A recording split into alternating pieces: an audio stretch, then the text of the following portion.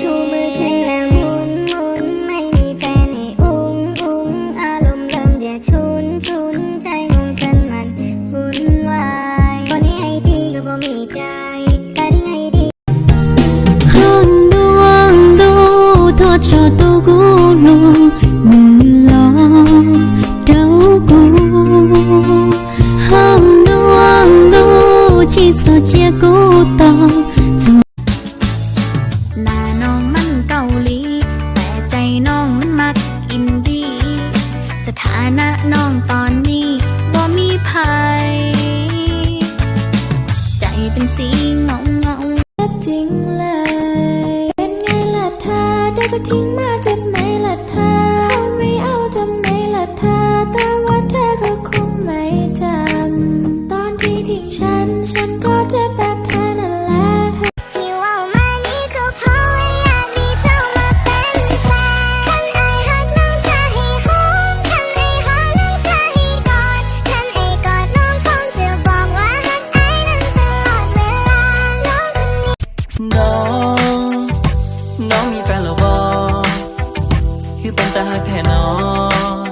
มีแล้วบ่คนดูแลอาย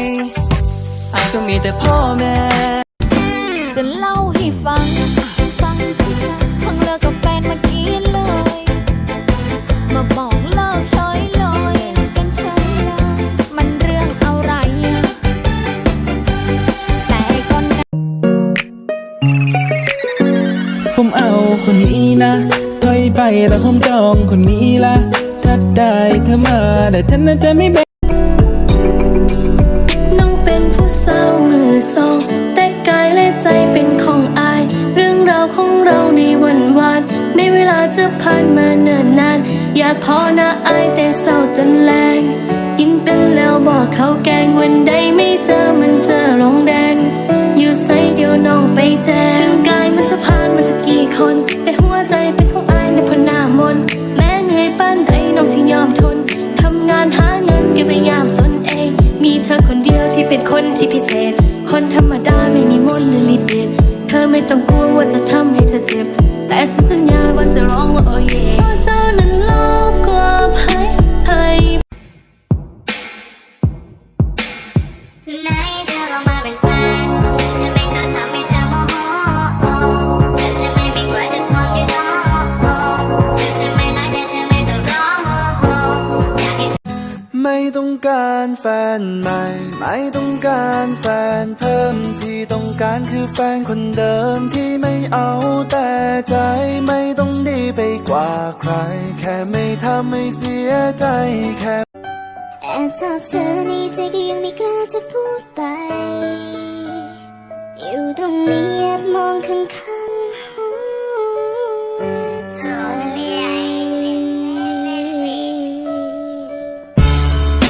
วันเกิดได้พบเธอ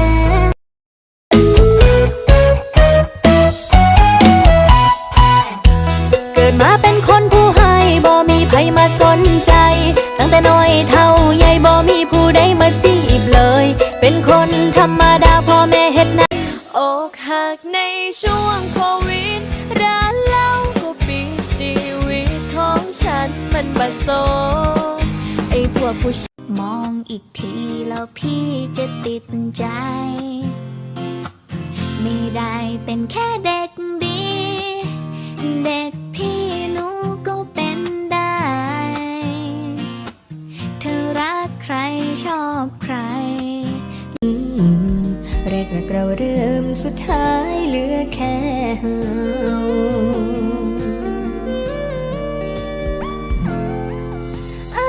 ใส่บอกว่าหักตั้งแต่น้องใส่บอกว่ามีแค่เฮาสองสุดท้ายไปดึงผู้ใดเข้ามาในห่วงหัวใจของสองเฮาลืมสัญญาลืมคำว่าบอกคือเก่าจะเปลี่ยนไปมีคนใหม่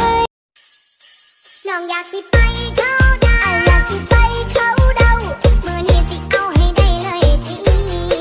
น้องสิพาไปเข้าดาวสิพาไปเข้าดาวโลดจังเข้าดาวบ่ได้ตีเธอเป็นอะไร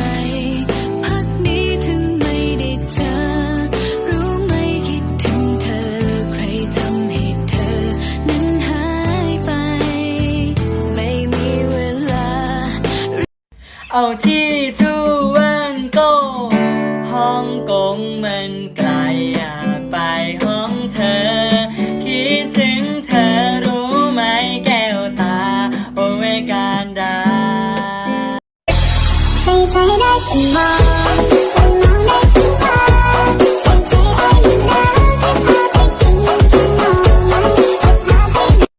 สวัสดีครับ คุณครูที่เคารพรัก ช่วงนี้ผมขอหยุดพักไม่ไปโรงเรียนสัก2-3 วัน คือผมลุกเดินไม่ไหวเจ็บปวดหัวใจเป็นไข้หนาวสั่นต้นเหตุที่เป็นอย่างนั้นคือแฟนผมมันหักอกผมไง มันหลอกให้รักจริงแล้วก็ทิ้ง คนดีๆก็มีเป็นร้อยเป็นพัน อย่าแค่หัวมันก็แค่มาตัวเดียว ปล่อยมันไปแล้วมายกเล่าเพียวๆประเดี๋ยวก็ลืมมันเอง เจอกันบ่เหมือนอายก็เทหัวใจให้เขาหัวใจเพิ่นดีหรือเปล่า หรือว่าลมตีหน้าตา เอาอกเอาใจ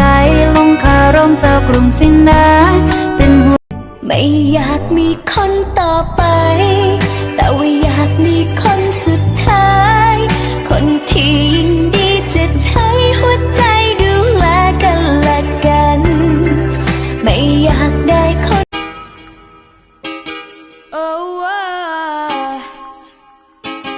oh oh You know you love me, I know you care. Just shout whenever, and I'll be there. You want my love, you want my heart, and we will never, ever, ever be apart. Are we an item? Girl, quit playing. We're just friends. What are you saying? Said there's another look right in my eyes. My first love broke my heart for the first time, and I was like, baby, baby, baby, oh, like, baby, baby, baby, no, like, baby. นานเหลือเกินที่ไม่ได้รับไออุ่น